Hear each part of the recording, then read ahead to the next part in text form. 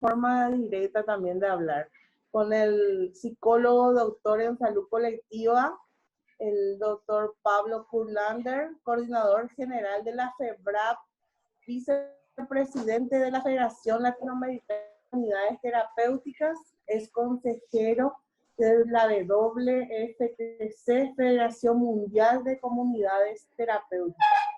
Vaya título. Bueno, yo decidí, mira que le estuve andando mucho detrás al doctor por el simple motivo que es una persona extraordinaria y el trabajo que hacen en la FEBRAT también es extraordinario.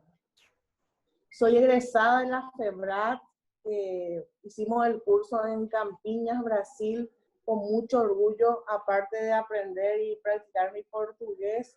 Aprendí unas innumerables, vamos a decir, características que se pueden aplicar en nuestro país. Somos muy nuevos todavía. Acércate, Mariamo, que también sos colega acá y vos viniste a hablar tema laboral, vamos a hablar de todo un poco. El programa se llama Interacciones Personales, saben ustedes, y las líneas por las que se pueden comunicar. PC Digital, el teléfono ya tienen habilitado desde ya el 021-728-6660, el WhatsApp 72308, mira que no veo, 618, sí. Y después redes sociales, Facebook, PDS, Radio TV Online, Twitter, PDS-radio, Instagram, PDS Radio TV y YouTube, PDS Digital. Por todas esas líneas estamos comunicados hoy miércoles. Un miércoles fantástico, la temperatura no está ni baja ni alta, está en un, vamos a decir, en un término medio. Estamos con mucha onda positiva acá mejorando. Estamos en la fase 3 de la cuarentena que se extiende. Hoy dijo el ministro Mazzoleni, ¿hasta cuándo? Dijo 2 semanas más. Sí, hasta el 21 de julio, ¿puede ser? Hasta el 21 de julio. Y tenemos muchas novedades. Ya estamos con el doctor Pablo, que ya está en línea, quien nos va a contar un poco para la gente que está uniéndose al programa ahora, los que nos escuchan y nos siguen. Doctor, ¿me estás escuchando? No sé si tenés buen retorno desde ahí. ¿Sí? Sí, te escucho.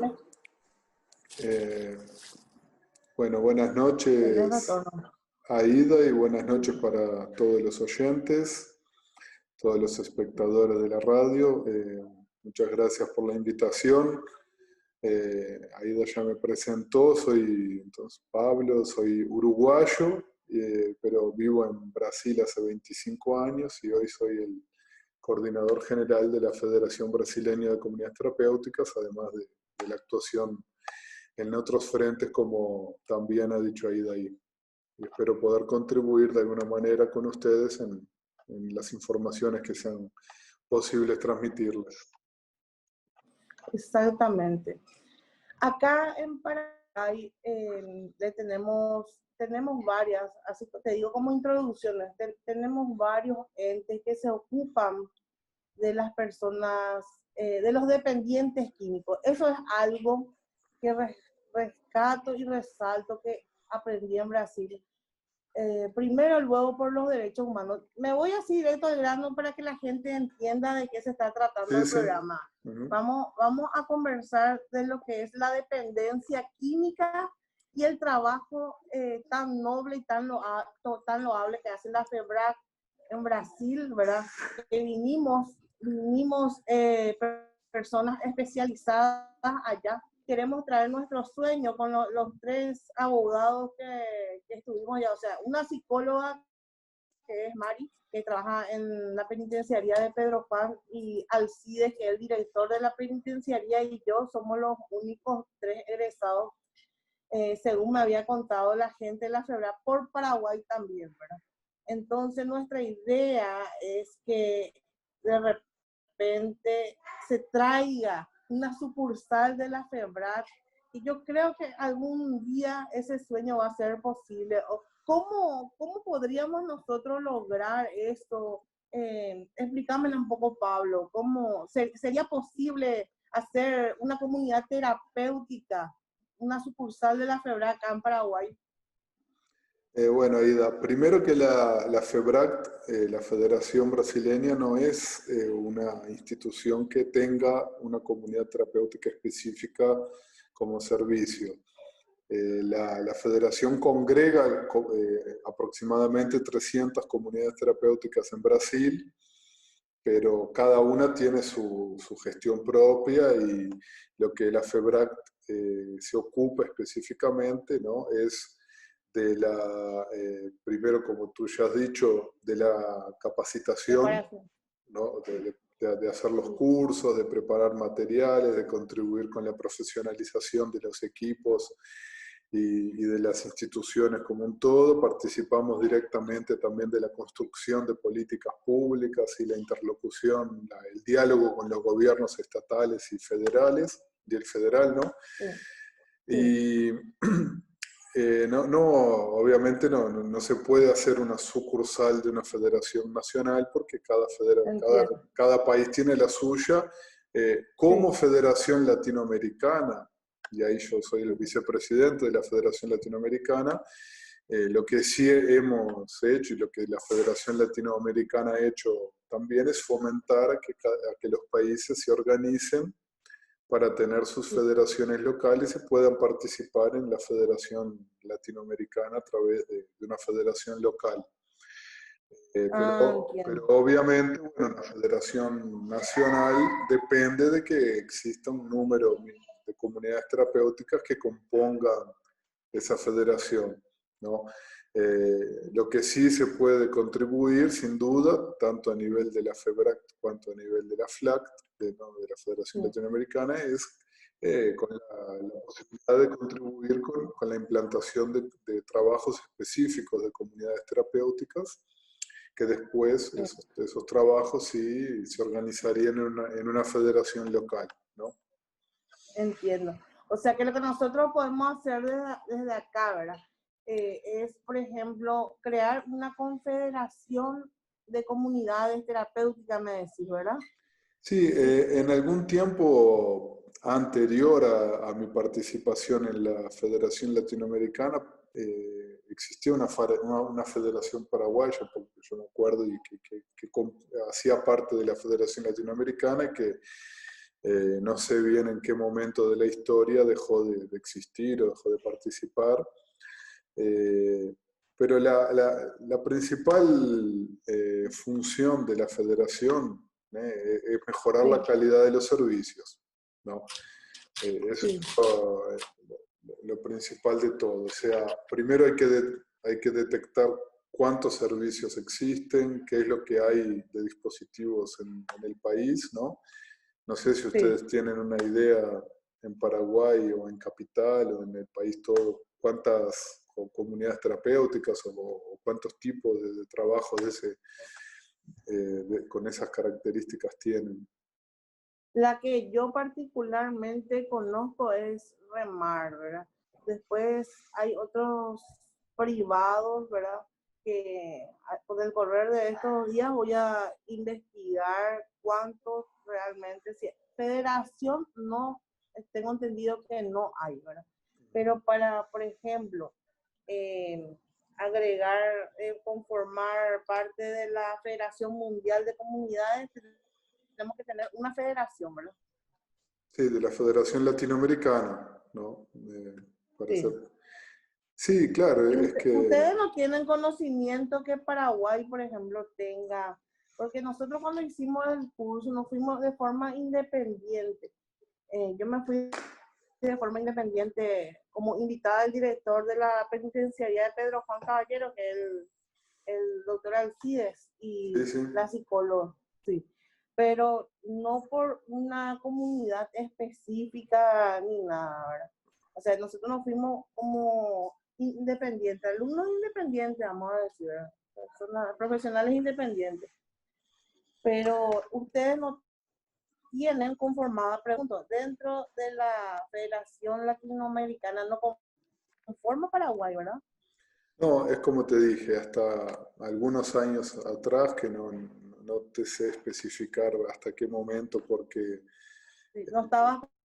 eh, la- la- aunque la Federación Latinoamericana fue fundada también por el padre Haroldo, que es el fundador de la Federación Brasileña, ¿no? Y uno de los precursores de comunidades terapéuticas en toda América Latina y en Brasil, junto con el padre Mejía de Colombia, el padre Gabriel Mejía.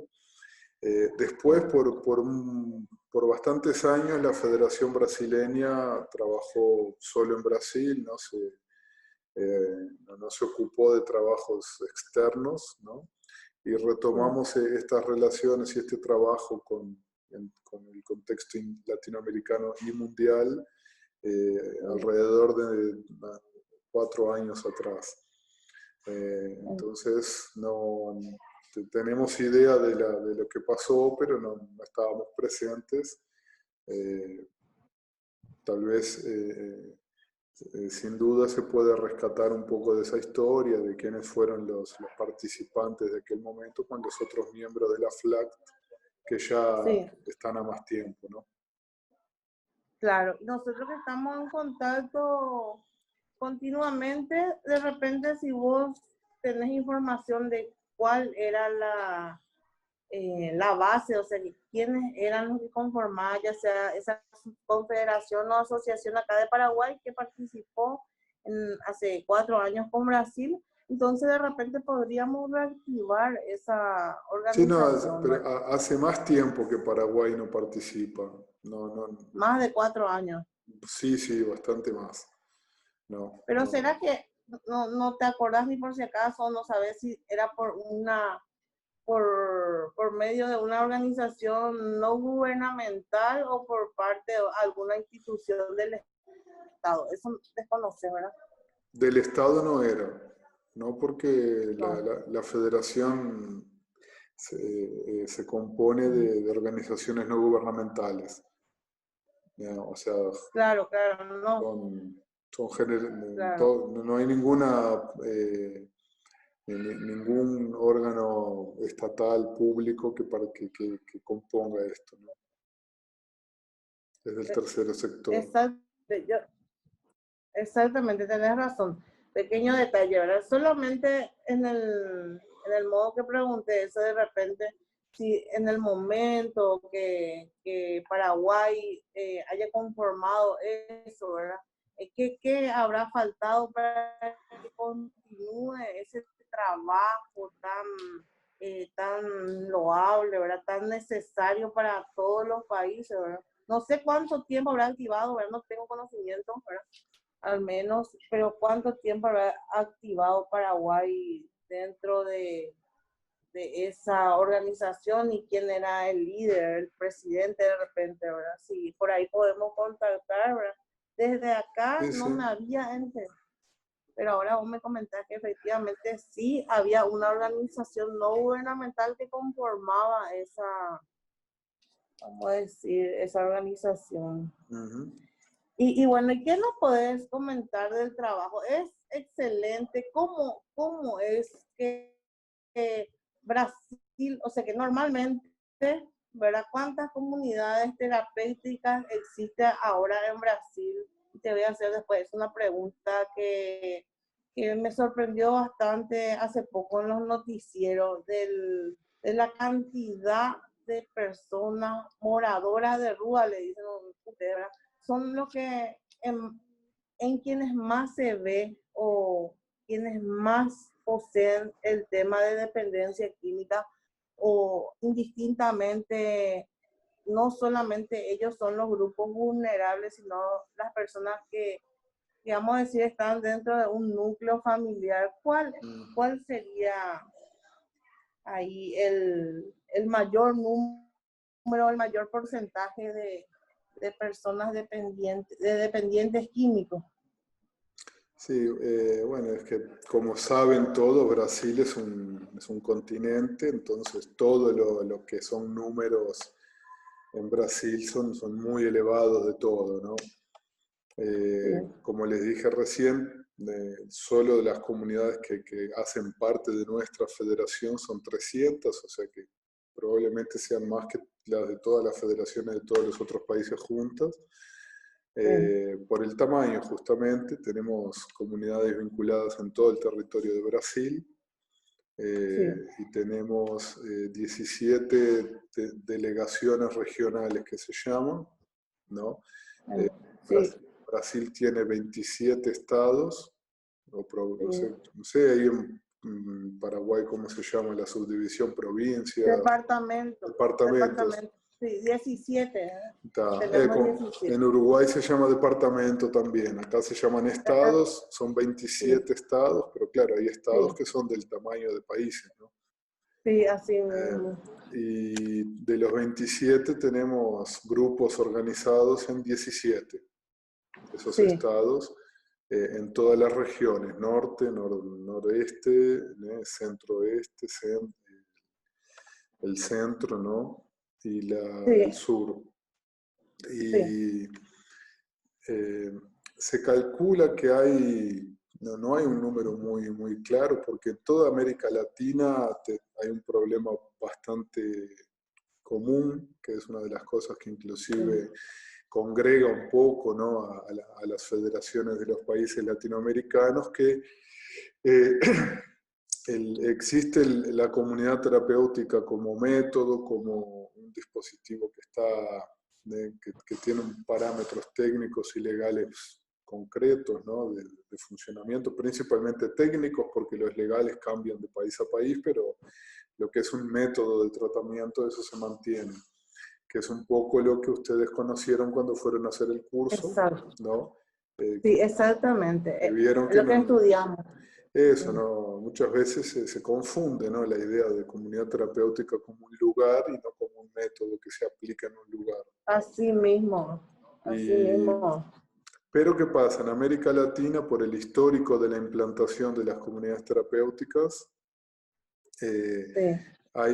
existe una heterogeneidad muy grande entre los tipos de lugares que se autodenominan comunidades terapéuticas.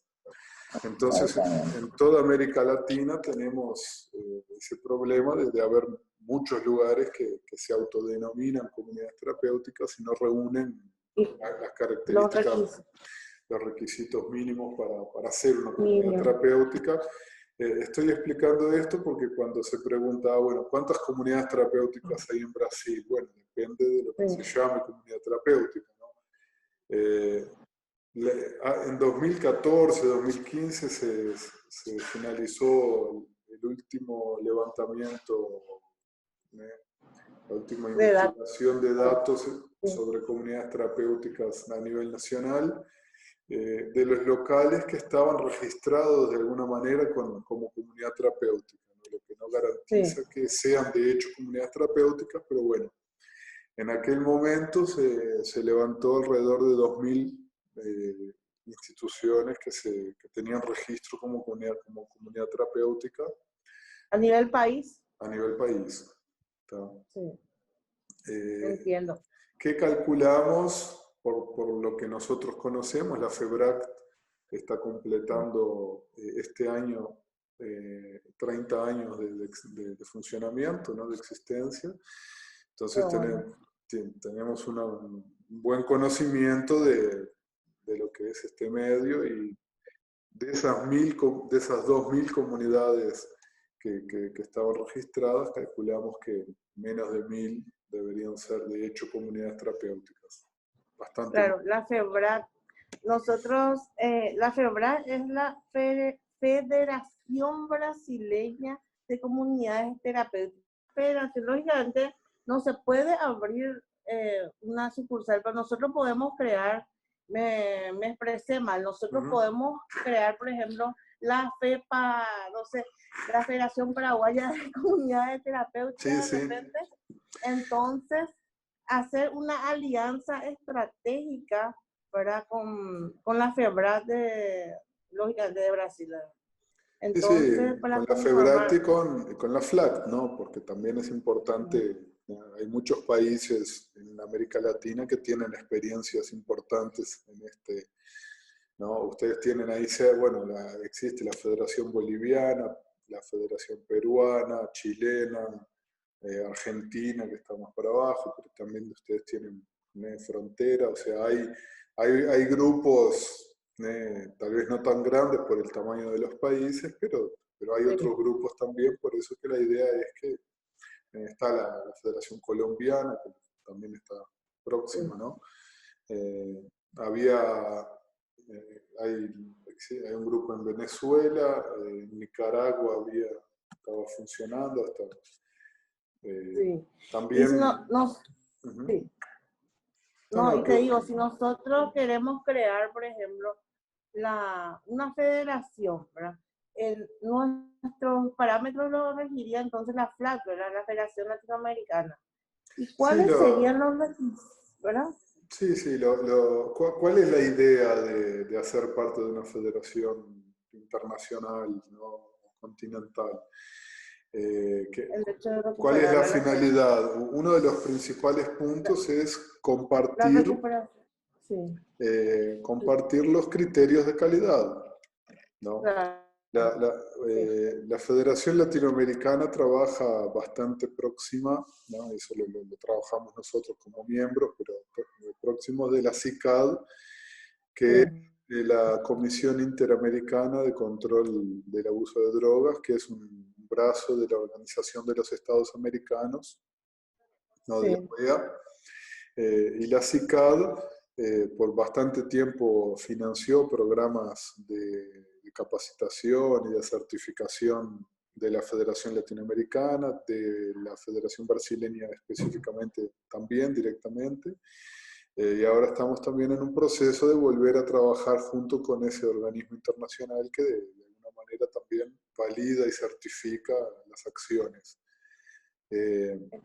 Entonces, el primer punto de todos es ese, es aprovechar la experiencia que existe de los criterios de calidad, de los estándares mínimos de funcionamiento, para que una organización local pueda llevar a sus afiliadas, a sus grupos vinculados, criterios de calidad mínimos y después a partir de eso capacitaciones, inclusive porque, por ejemplo, a nivel de Brasil tenemos un problema bastante, o una limitación, vamos a decir así, bastante clara, que es el idioma, que en mi caso no, porque soy uruguayo, y bueno, también de entre otros motivos es por el cual soy yo el que represento a la Federación Brasileña dentro de la FLACT, ¿no? Pero vos hablas muy bien el portugués perfectamente ya, tantos años ya estás en Brasil. Ah, sí, por eso, yo hablo los dos y inglés también porque también soy el que represento la Federación Mundial, que ahí, bueno, es todo en inglés y, en fin, el idioma, cuando no es una barrera, aproxima, ¿no? Entonces... Sí, exactamente. Y entonces, te quiero preguntar, ¿cuáles serían los requisitos mínimos para la creación de esta federación de comunidades terapéuticas? O sea, para que nosotros, los paraguayos, podamos crear, la gente que está escuchando el programa, hay mucha gente interesada de repente en crear. Nosotros podemos descargar eso del link de la página de la FLAC para poder llevar a cabo la creación de la federación, ¿verdad? sí, creo que el principio de todo, la lógica de creación de una federación es a partir de la existencia de las comunidades. Entonces, el primero de todos los pasos, ¿no? El primer paso sería entender cuáles son las comunidades terapéuticas que tienen una intención o tienen un criterio de funcionamiento más criterioso, más profesional, o las que quieren profesionalizarse, porque la idea no es excluir a las que no se profesionalizaron aún, pero es agregar a las que quieren hacerlo y darles apoyo dentro de lo posible para que lo hagan. Entonces, la primera cuestión de todas sería, sin duda, mapear cuáles son las comunidades existentes, ¿no? Cuántas hay, quiénes son, y armar un grupo a partir de ese mapeamiento de las comunidades que quieren profesionalizarse, ya se profesionalizaron, debe existir, a veces ya existen algunas lideranzas establecidas dentro de esos grupos, porque antes de cualquier cosa una federación es una agrupación de instituciones que tienen, no de personas, de instituciones. De instituciones, sí, instituciones, tenés razón. Sí. Porque Yo sí. Sí. No, te comento nomás una cosa, ¿verdad? En Brasil vos te vas y tenés un conocimiento acabado. Yo conocí acabadamente, vamos a decir, lo que es la FEBRAT. Mi sueño era hacer una federación paraguaya de comunidades terapéuticas. Hay una comunidad terapéutica que yo te digo que conozco, que es Remar. Más no conozco, ¿verdad? Porque no es muy común. Acá en Paraguay todavía es un tabú hablar de dependencia química. El término tal como dependencia química que avala todas las organizaciones internacionales, es así como nos explicaron en el curso, es por los derechos humanos de los dependientes. Todo el tema de la delicadeza con que se trata, ¿verdad? A las personas, es muy diferente y estamos, te digo, Pablo, estamos todavía acá en Paraguay a años luz de eso. Hay mucha discriminación, te digo fehacientemente. No es como en Brasil, que prácticamente como a un recién nacido se les trata al dependiente químico, lo que comparto plenamente, ¿verdad? Plenamente. ¿En qué sentido te digo como un recién nacido? Como, se le trata con mucho cariño, con mucho respeto, con mucho amor. Acá, por ejemplo, en Paraguay te cuento, por eso es que yo quería traerle a varias personas para que vean un panorama. El hecho de estar en dependencia química crea una turbulencia en la familia, como vos sabes mejor que nadie. Y esa persona de repente necesita el apoyo, un apoyo que muchas veces no encuentra. Yo te digo que yo siempre le haré que decir, más como profesional abogada, como terapeuta, que recién desde nuestro egreso recién puedo decir, soy monitora de dependiente y me faltan todavía 2 módulos, ¿verdad? Pero antes de eso era de corazón, nomás a puro corazón lo que yo sentía ante la necesidad de ayudarle a las personas que entraron por A, B, C motivo en esa situación, ¿verdad? Demasiado me interesa el tema, por eso es que decidí hacer el curso y me sigue interesando y apenas abran la frontera y voy a volver acá con la colega Marian, que yo creo que se está quedando encantada también con el tema porque es bastante profundo. Acá en Paraguay el dependiente químico es discriminado, es avasallado, por poco no se le pone en la plaza pública y no va a haber una persona que salga a decirme, o si están, no puedo entrar todavía acá en la computadora, Mati, si por ahí me puede ayudar. No hay una persona que va a salir a otra vez, no, se le trata bien al dependiente químico, o sea, ¿cómo se le llama acá? Drogadito de mierda, ese es el término que se usa groseramente acá. Y desde ese punto que nosotros tanto tocamos, sí, decime, ¿me iba a decir algo? Yo nada, te escucho, sí, ahora te respondo todo. Bueno, no sé si tengo retorno. Desde ese punto que nosotros demasiado tocamos la fibra de la forma en que hay que encararle, ayudarle, que la persona se someta, que tiene que ser, dimos en el curso, que tiene que ser voluntario, que no tenemos que prácticamente, bueno, diferentes tipos de tratamiento. Las personas que están con ¿cómo decir? Con un tratamiento médico tiene otro tipo de, los que están enfermos, por ejemplo, una patología, dimos en el curso, tienen otro tipo de situación y otro tipo de tratamiento. Pero yo te digo más que acá en Paraguay existe una discriminación terrible y falta mucho entrenamiento a los profesionales de la salud para tratar con dependientes, que son quienes más necesitan. Para mí, el dependiente químico es, en cierto modo, a quien le falta amor y cariño, por sobre todas las cosas. Y en Brasil hay tanta preparación en cuanto se refiere a los monitores y terapeutas, ¿verdad? Yo me quedé maravillada. Sí, te escucho. Sí, sí. Bueno, primero te iba a decir la cuestión de la capacitación. Con toda esta situación de la pandemia hemos organizado los cursos a distancia, ¿no? Los cursos online, así que ya tenemos 2 cursos disponibles online, que para la gente que entiende portugués lo puede hacer. Y estamos también organizando con otros países de América Latina algunos cursos en vivo, ahí los hago yo en español, con grupos, con equipos, que ahí no precisan venir a Brasil, mucho menos en este momento, o sea, se puede hacer online también. La cuestión de lo que estás diciendo del dependiente químico, cómo se le ve, cómo se le trata, te voy a corregir una situación que me encantaría que fuera así, como tú has dicho en Brasil, pero no, lo que tú viste fue como es la FEBRAC, no como es en Brasil.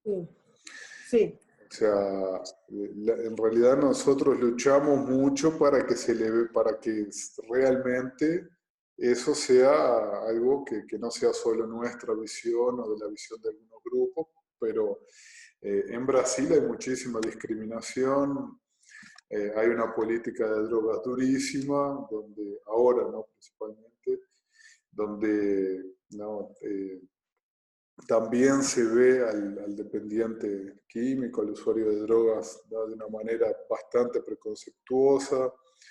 Entonces hay un trabajo bastante grande, ¿no? Muy grande para hacer todavía para que se le garanticen los derechos, para que tengan tratamientos más humanizados, para algo que es muy común en toda América Latina y en Brasil es muy presente, ¿no?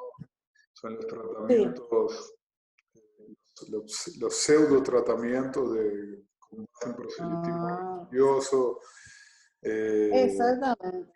Después, por otro lado, también hay muchos grupos, muchas personas, instituciones, empresas que hacen, ¿no? Las llamadas internaciones involuntarias, que son verdaderos secuestros seguidos de cárcel privado, que se llama en Brasil. Exacto.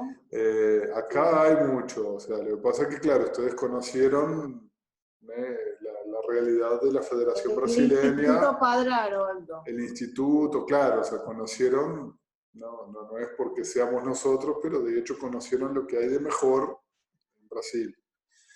Pero no es la regla, eso es lo que nosotros defendemos y como trabajamos.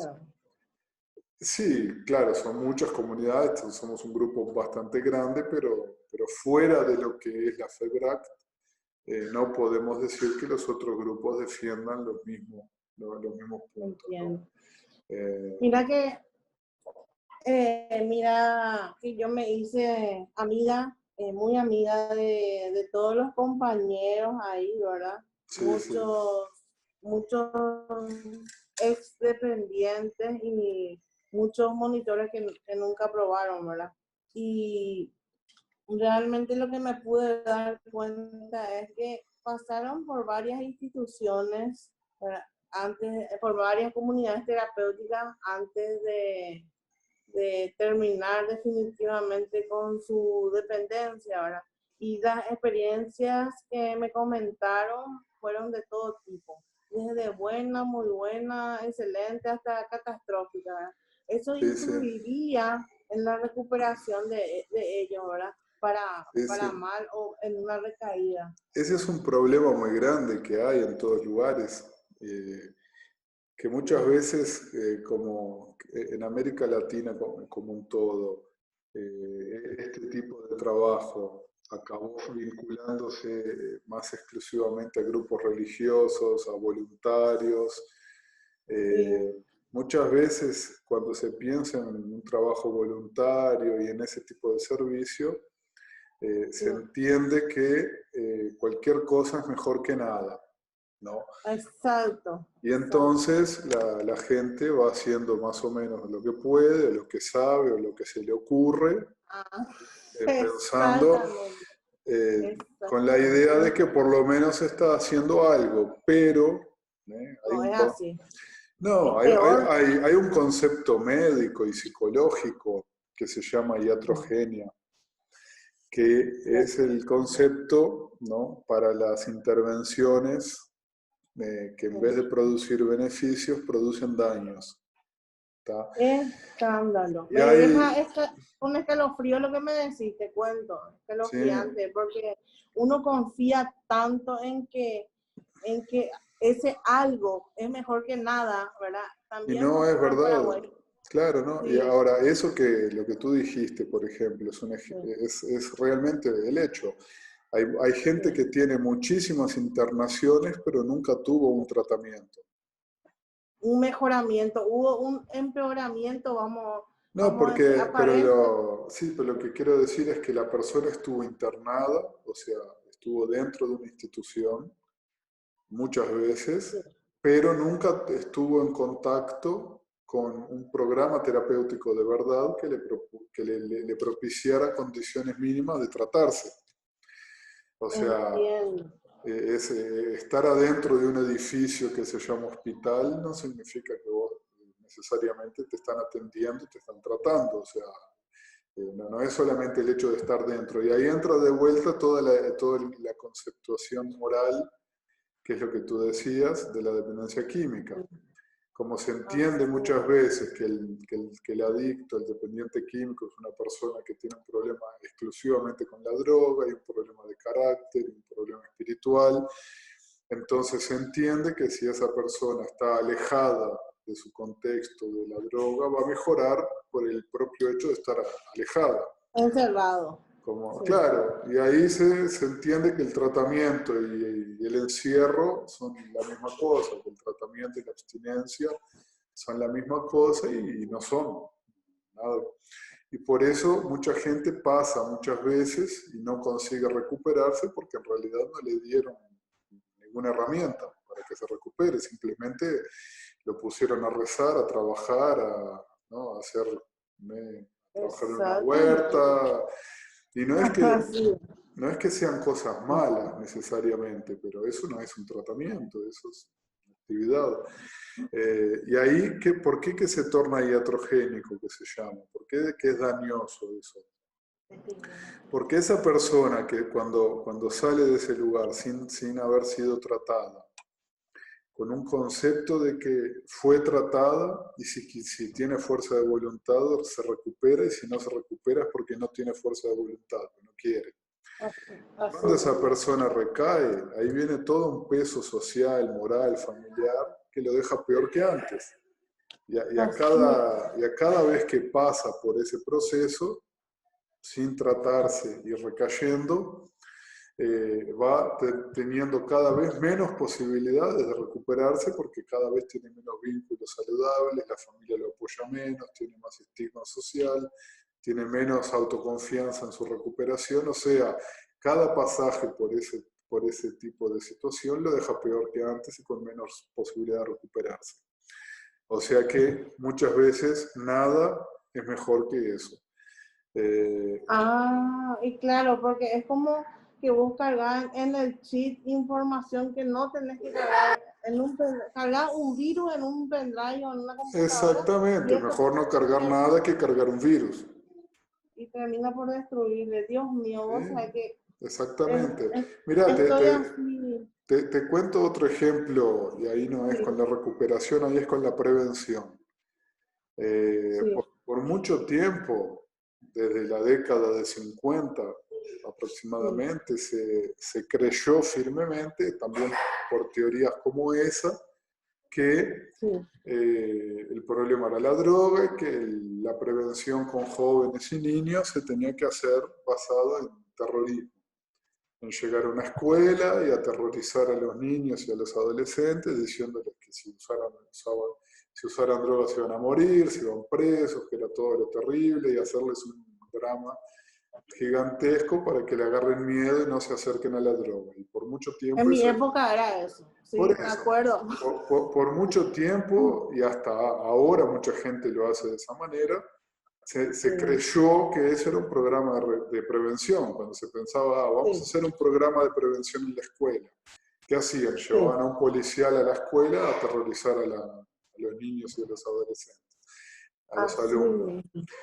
Fueron hechos estudios en Brasil muy serios y en Estados Unidos de ese tipo de prevención, y se llegó a la conclusión científica de que los grupos que pasaron por ese tipo de intervención tuvieron más probabilidad de usar droga que los que no tuvieron nada. Mi Dios santo. O sea que ese era otro ejemplo de tipo de intervención iatrogénica, que nada hubiera sido mejor que eso. ¿No? O sea que sí o sí hay que tener y cumplir con los requisitos, y tienen que estar personas preparadas desde el vamos, desde ese programa que, Dios mío, lo que me decís me deja anonadada, sinceramente, que es mejor nada que hacer ese programa de los policías que hasta ahora se está haciendo en el colegio. Se le lleva al policía sin que usan droga, van a terminar en la cárcel, muertos. Entonces despierta la curiosidad. El problema no es solo la curiosidad, porque la curiosidad es natural del ser humano. Eso no hay como aplacarla. El problema es que esa prevención terrorista crea una fantasía de algo que no es verdad. Claro. O sea, porque le dicen al muchacho, mirá, o la muchacha, en fin, va a ser un hombre, va a ser una persona mala que te va a ofrecer droga y te va a querer dejar dependiente, y le crea un escenario mental que cuando el que llega a ofrecerle droga es su mejor amigo, su novia, exacto, ahí le desconstruye, y ahí el muchacho dice, bueno, entonces todo lo que me enseñaron era mentira, y la parte que era verdad desaparece con eso. Porque había una parte que era real, pero lo que pasa es que como había una parte grande que no era real, ahí para el joven, cuando se depara con la situación real, ahí descarta toda la información y acaba disminuyendo mucho más aún la sensación de riesgo, que es uno de los factores que se asocia mucho a los programas de prevención eficaces, que existe una noción de riesgo, pero que es una noción real, ¿no? Ahí está. No una noción falsa, ¿no? Dijiste algo extremadamente importante, y desde ese esquema que dijiste, mira, ojalá que voy a compartir muchas veces este programa, y cuando puedas también vamos a ponerte acá en la pantalla, porque mira lo que dijiste, Pablo. Acá está ese esquema, ¿verdad? Ese esquema que terrorista, que te va en el colegio, te explica, no, la droga es mala, fulano de tal, un narcotraficante va a terminar en la cárcel muerto, así. Y después, de manos de quién llega la droga, de manos de tu mejor amigo, de la persona a quien más vos querés, o de la persona a quien le idealizás, el que tiene el nuevo auto, el que es más popular, y es el que te pasa la droga, y como vos decís, termina todo ese miedo, ese riesgo y todo, y después vos sos un dependiente, ni con más, una persona que destruye su entorno.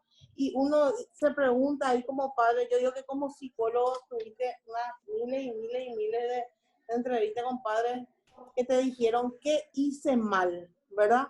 Sí, sí. Eso es uno de los puntos más difíciles, ¿no? Porque tiene todo ese estigma de, bueno, si mi hijo usa droga, la culpa es mía, y nosotros, y sí. Eso para los que tienen familia, sin duda, y para los que vienen de un grupo con un poco más de estructura, porque claro que tenemos grupos enormes que ni siquiera tienen a alguien que se preocupe de por qué usa droga, que ahí es otra situación peor todavía, ¿no? Así mismo es. Entiendo. Y yo no te voy a quitar más tiempo esta noche, porque no quiero abusar de vos, y te quiero comprometer para otro día en donde puedas tener también este mismo tiempo, este espacio. Estamos disponibles, aprendimos muchísimo, sé que la audiencia aprendió mucho, estamos todos con piel de gallina acá con esa explicación desde esa perspectiva que diste, porque siempre, hasta hoy, hasta que explicaste, hasta yo como vamos a decir, persona preparada, monitora, así de dependientes también por la enfermedad. Hasta yo tenía todavía en mi cabeza, hasta que rompiste ese estigma, de cómo enseñarle, ¿verdad? De repente al niño tipo amenaza terrorista, ¿verdad? Si vos te drogás, si vos agarrás, compras, fulano te va a venir a ofrecer afuera del colegio como caramelo, no acepte porque tiene droga, vas a terminar en la cárcel, muerto, acribillado. ¿Y qué hace eso? Le deja ya en una nube negra, le deja a los niños sin poder defenderse de esa explicación tan grave y después viene de la mano de tu mejor amigo la droga. Qué interesante. Por eso que, mira, los mejores programas de prevención hablan muy poco de droga, ¿no? Sí. Acá, si tenés 5 minutos más de tiempo, yo te quiero hacer una pregunta nomás, porque yo sé que dale. Mira, allá en Brasil ya son las 22 horas, ¿verdad? Sí. Y entonces, una pregunta le permitimos acá a nuestra invitada, Sí, claro. en lo laboral, entonces. Sí, ¿qué tal, Pablo? Hola. Ahí, presentate. Sí, te quería recalcar nomás sobre el tema que dijiste, que los padres de repente le educamos mal a nuestros hijos, ¿verdad? En que le decimos que la droga es mala, que le van a meter a la cárcel, que se va a morir, que todas esas cosas que todos los padres siempre decimos, ¿verdad? Y dijiste que de repente nosotros le estamos educando mal. Sí. Eso, a mi entender, son ejemplos, ¿verdad?, que los padres le dan a los hijos para que ellos más o menos ya tengan un poco de miedo, un poco de temor para acercarse a eso, a ese punto, ¿verdad? Pero ya depende, creo yo, de cada chico, ya más o menos adolescentes son los que más se meten en esto de la droga, saber lo que está bien y lo que está mal. Los padres le dicen, son personas malas los que te ofrecen la droga. Y por más que sea su amigo, su novio, es una persona mala, por eso le ofrece la droga, ¿verdad? Pero no está así. No es. Mira, te voy a dar un ejemplo que va a representar bien esto. Sí. Un muchacho súper tímido que no consigue socializar, que no tiene amigos, que va a una fiesta y se queda en un rincón solo porque no sabe llegar y conversar con nadie, porque hay otra muchacha que le gusta y no sabe llegar y decirle nada. Entonces, esa situación en que la gente se divierte, para ese muchacho es un sufrimiento terrible que no consigue socializar. Un día, este muchacho, alguien le ofrece una cerveza, un whisky, en fin, una bebida alcohólica, toma un poco y el alcohol lo descontrae de una manera que la timidez se le va y puede empezar a socializar, a divertirse, a charlar con los amigos, a llegar y conversar con la muchacha que le gusta, y en fin, en ese momento el alcohol para ese muchacho fue el pasaporte para una vida que era lo que él esperaba y nunca había tenido. Ese muchacho tiene un amigo que tiene el mismo problema que él, que es súper tímido y los dos siempre sufrían y discutían. Este muchacho le va a ofrecer alcohol al amigo, y no porque le quiere matar, sino porque quiere dividir con él un elixir fantástico que acabó de descubrir, que lo introdujo a un mundo social que nunca había conocido. Y esta división de la droga no es por maldad, o no es porque son malos y por eso les ofrecen. Están ofreciendo algo que les hizo bien, y esa es la parte... ¿Qué les sirvió? ¿Qué les sirvió? Una trampa. Claro, no es... entonces, pero el punto es, si no tuviera una parte gratificante, una parte donde se gana algo, nadie seguía usando droga.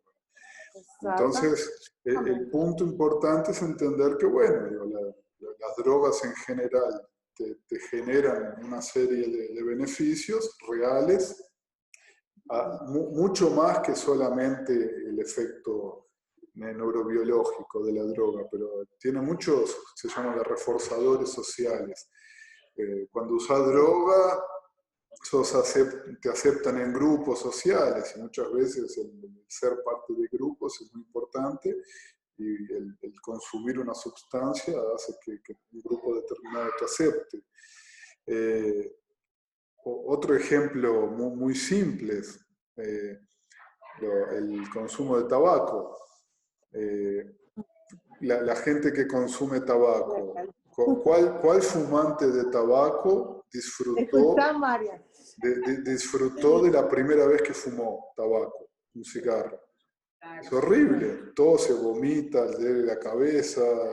¿Y por qué que vuelve a fumar de vuelta? Porque hay una serie de reforzadores sociales, de pertenecer al grupo, de amigos que lo van a considerar más adulto. Entonces, bueno, se mantiene el comportamiento porque genera beneficios reales.